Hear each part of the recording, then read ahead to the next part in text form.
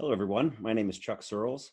I am president of a nonprofit training organization that offers knowledge and learning and accreditations to professionals in the automotive service and collision industries. If you don't know what automotive service is, that's when something like a tire or brakes or an engine has a problem and you take it in to get fixed. And then collision is when you hit something and they have to fix your car. So we offer training to those folks. So after high school, I really didn't know what I wanted to do. So I sat down and listened to a recruiter and went to a trade school, which is where they teach you technical or hard skills.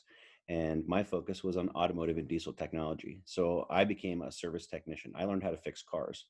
And I started out with an automotive industry major manufacturer and stayed with them as a technician for around 9 years.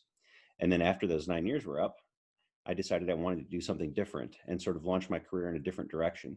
So I stayed in the automotive industry, but actually went to work for that major automotive corporation. My first position with them was actually fixing cars over the phone, which is a little more challenging than you might think. And then from that point, I became an automotive instructor. So I was teaching adults how to work on cars, how to diagnose problems, and how to further their careers. And then took it a step further and stepped into management where I was managing the large training centers and instructors like I once was, and also helping design the curriculum or the materials that were presented to the instructors and to the technicians. Following that, um, I wanted to push a little further and had to continue my education. So went back to college and actually finished up. And um, then now I've transitioned over and I'm a president of a company that provides training to the aftermarket. So it's not a manufacturer like you'd be used to, like the Fords and the Chevys of the world, but these independent shops actually provide service and collision repair to all kinds of cars and trucks.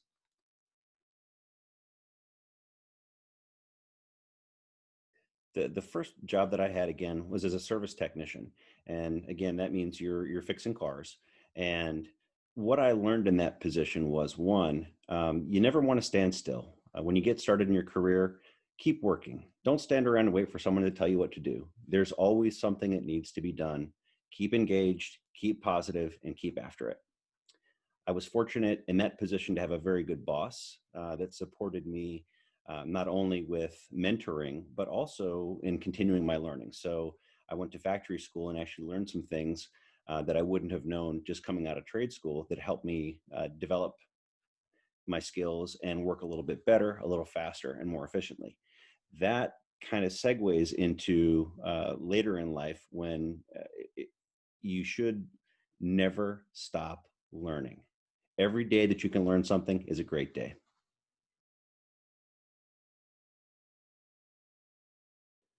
So, with the career change now as a president, obviously I don't get my hands dirty anymore. I'm driving more ideas than cars, to be honest with you. And what I love about this job is with education, anything in education and training, is I get to help someone be better at what they do. And that in the end means that customers are satisfied, employers are satisfied, employees are satisfied.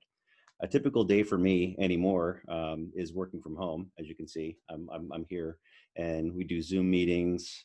We actually meet virtually. We do a lot of conference calls. But after quarantine is up and we're able to travel again, a president's job is to go out and actually sort of advertise the business. So you go to trade shows, big car shows, you set up a booth, and you talk to people about the business you work for, and sort of tell them why it's important that they need to do the education and keep up with the training and further themselves.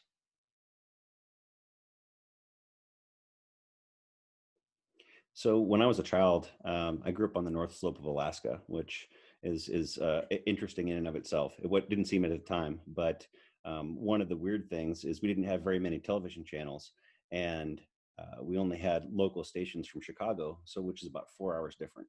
So I never watched television. Everything was 4 hours off. I'd have to get up at 4 o'clock in the morning to watch cartoons, and I just wasn't going to do it. So I found other ways to entertain myself. One of my favorites was actually to take things apart, like radios, old televisions, whatever. They didn't work, but I like taking them apart and then seeing all the pieces and parts on the inside. So I developed some motor skills there, and I also like to build little models and do puzzles. So a lot of basic skill type things. That actually led to more or less a better understanding of how things are put together and a desire to say, hey, I can fix that.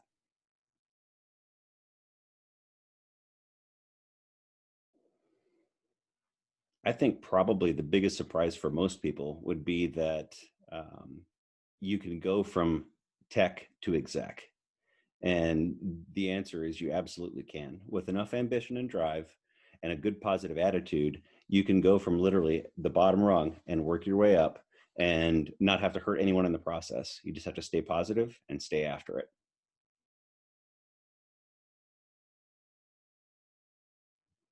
I'm happy with the career path that I've chosen. To tell you the truth, if you really want to look at it, I've gone through about 4 career transitions along the path, and there's nothing wrong with that. Especially these days, there's no one telling you that you have to stay with one thing. Maybe you give it a shot, you take it for 4 or 5 years and say, this is not for me. That's okay. There are plenty of tools out there to help you along your way. If I was to give my younger self any advice, it would be stay positive, keep your promises. There's a really a fun little acronym or abbreviation out there. It's, I don't know if you can see this okay, but it's DWYSYWD, and that is do what you say you will do. Keep your promises. If you do that, you'll be well respected and you will definitely be successful at whatever it is you do.